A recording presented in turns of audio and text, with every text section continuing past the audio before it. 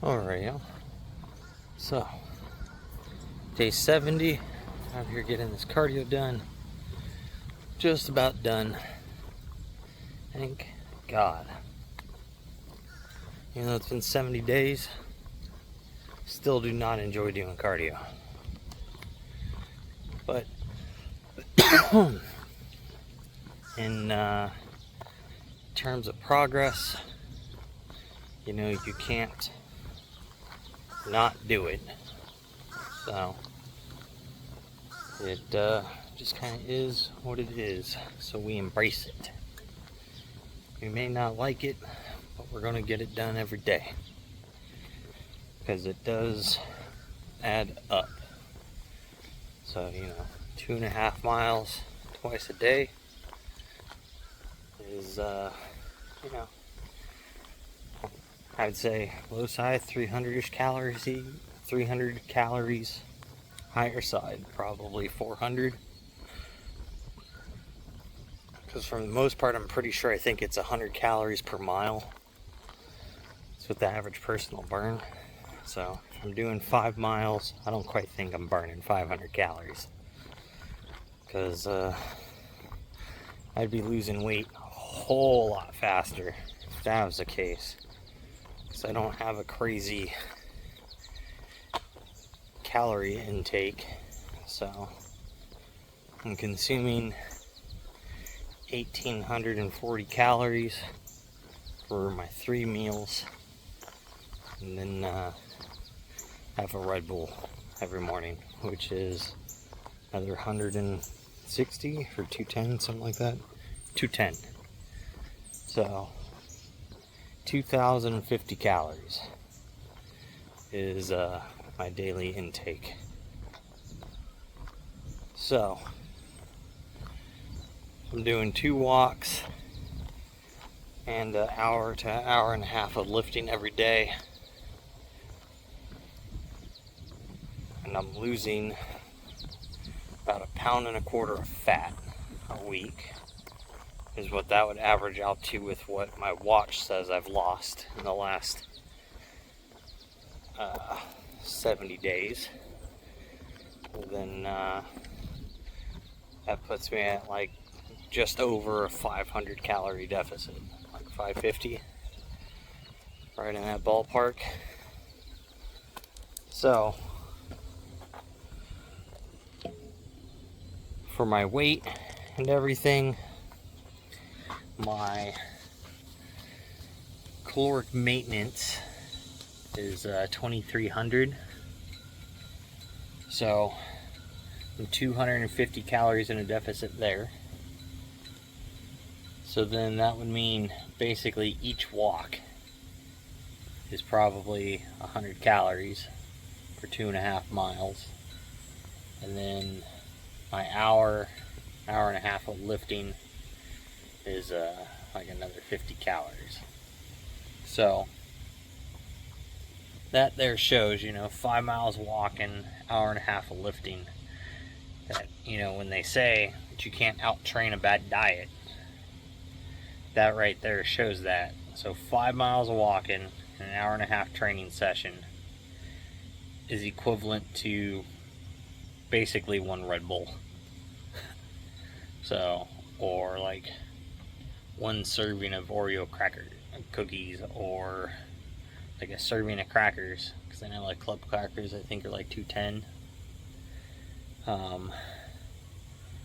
One like PB&J basically is what, 240, something like that, at least, because the bread's 110.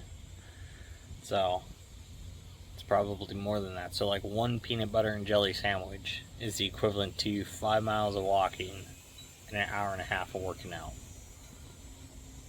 So people down, you know, 2-3 of those things. Or how about quesadillas? You know, you've got say 2 medium mission tortillas. It's 140 calories each. It's already 280 calories, so you've already wiped out your deficit from working out. And then you're going to have probably another 150, 200 calories in cheese and that's if you don't have any sauce or anything else.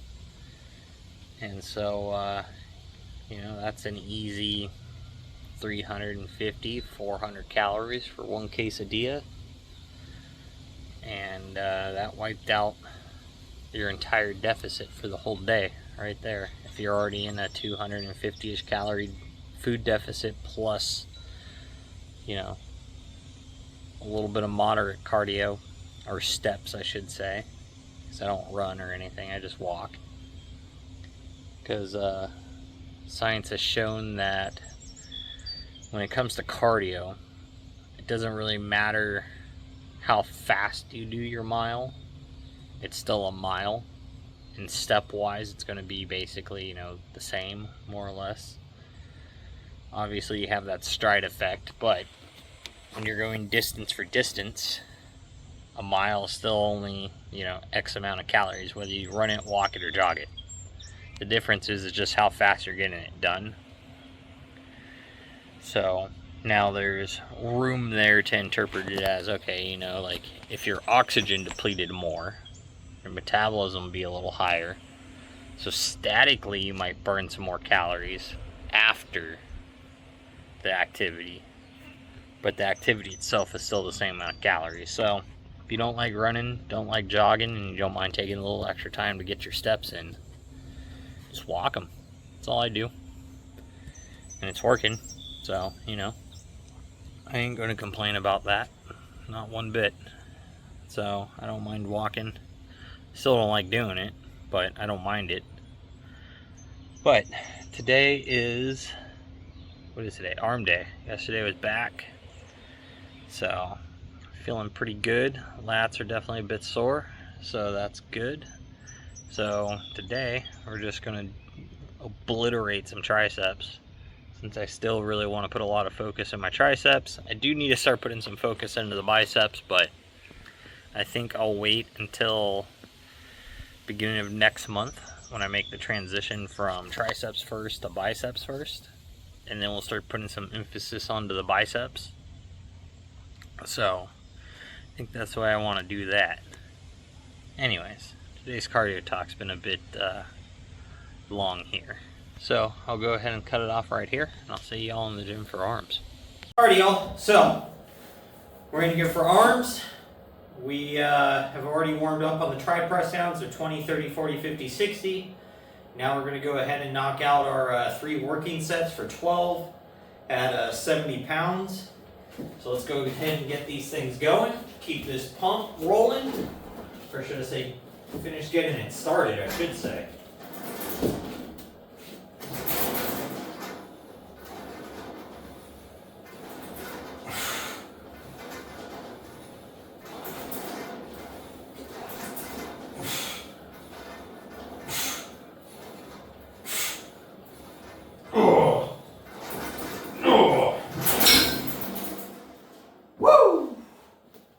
Man, that new bar with the little, it's like bushing more or less, swiveling, makes such a huge difference not having that like load torsion on your wrists going through that movement. Big change. Feels way better. And it doesn't affect this arm anymore doing these in my wrist and elbow, because this is one that I broke, and ever since then, tri press downs and curls and stuff kind of torsion my wrist really funny. But I'm gonna knock out 2 more sets of those, then we'll be back for the next tri movement. So, finished up our 3 sets of 12 working sets, 70 pounds press downs. Now we're going to do 3 sets of 12 at 70 pounds for overhead tricep extensions. So, we're going to go ahead and use a little triangle grip again like we tried last week. Worked out really well for us. Felt really good in the elbows and everything. So we're going to stay to that now. And then, yeah, get these things going. I'm all freaking like amped up at the moment from pre-workout and the pump. Just feeling it right now.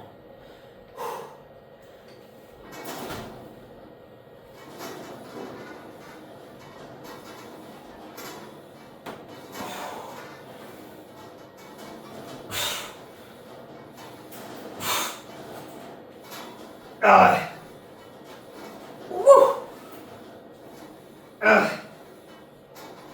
One more.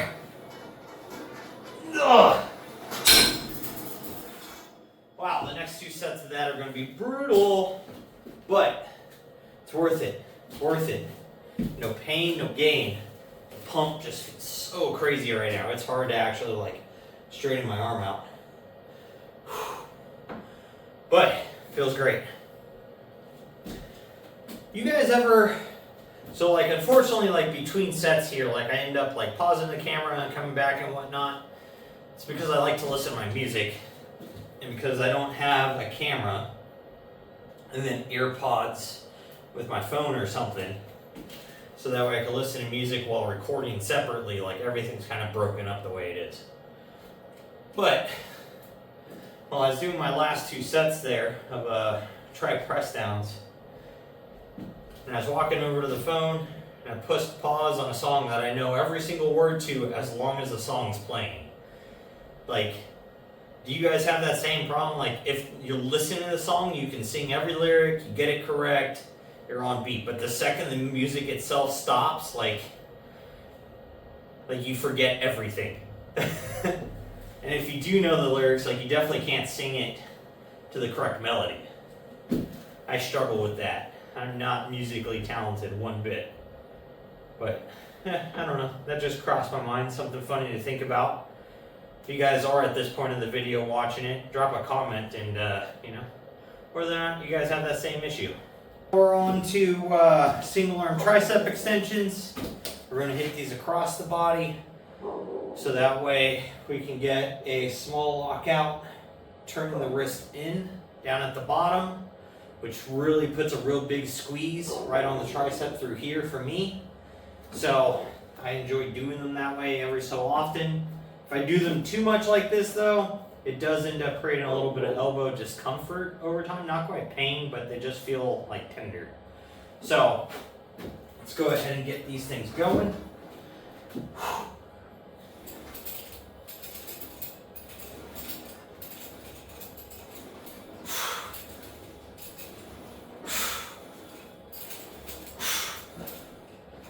Oh.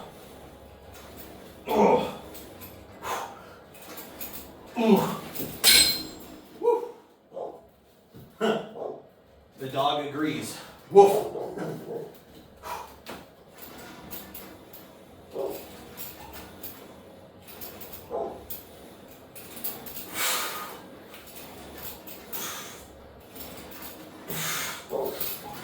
Oh. Ugh.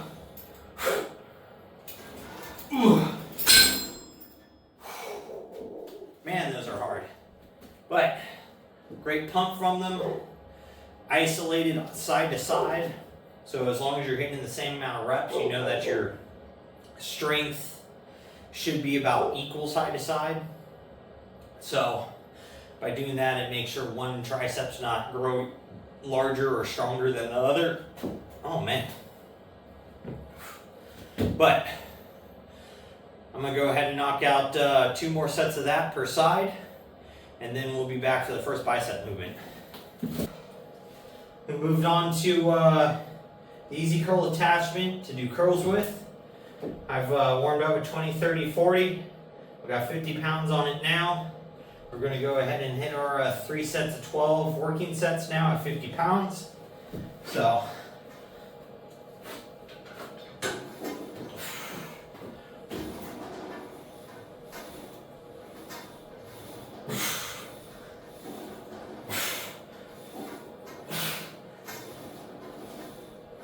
ooh.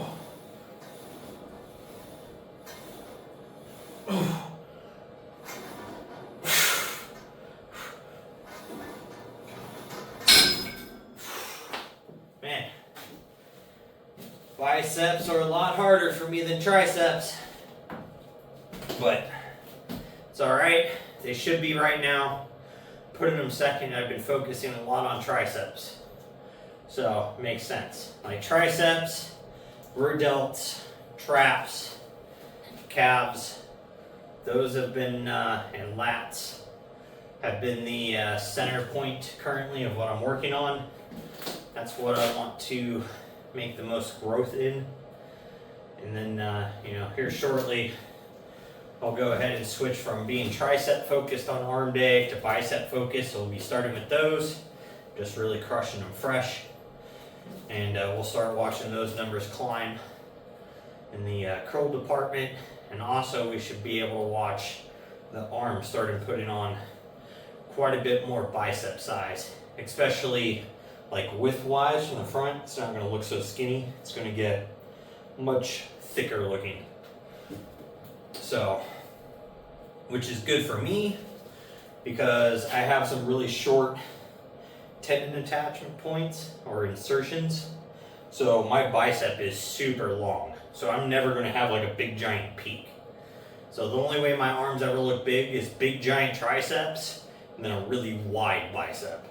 So that's what I have to do to make up for my genetic makeup there on that muscle belly. But I'm gonna hit 2 more sets of those and then we'll be back for the next curl movement. Guys, so we've finished up our normal easy curls.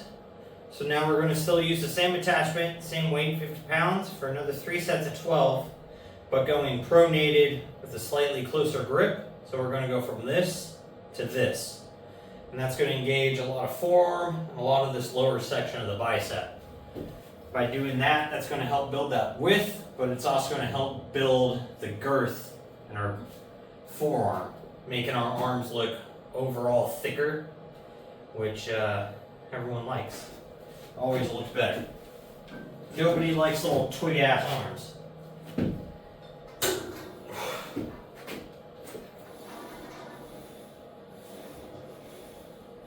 Ugh.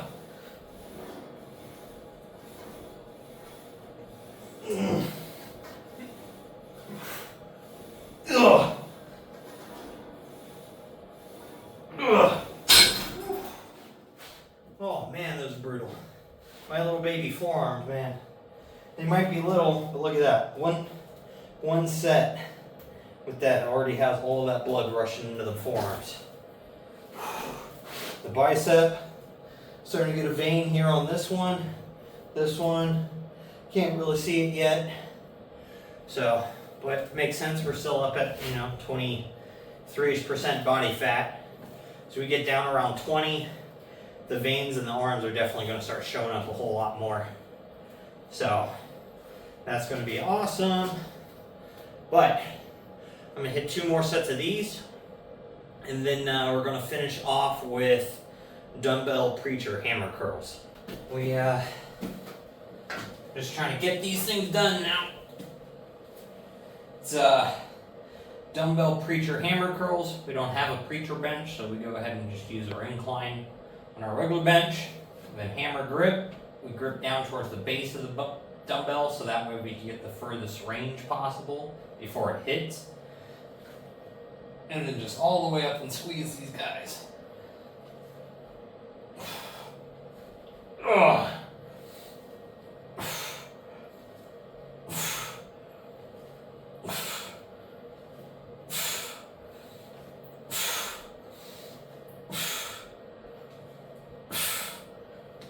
Ugh. Ugh.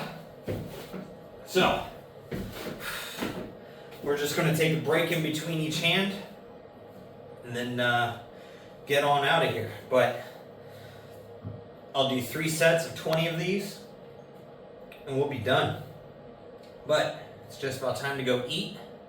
So, I'm going to go ahead and get these knocked out. I'm skip abs today. My freaking abs are so sore from doing them the last few days with them still being sore and just kind of stacking on top of it. I'm going to go ahead and give them a little rest so then we can really just pile into them tomorrow. And that way they're not all super sore and tore up for leg day when I got to use a bunch of core.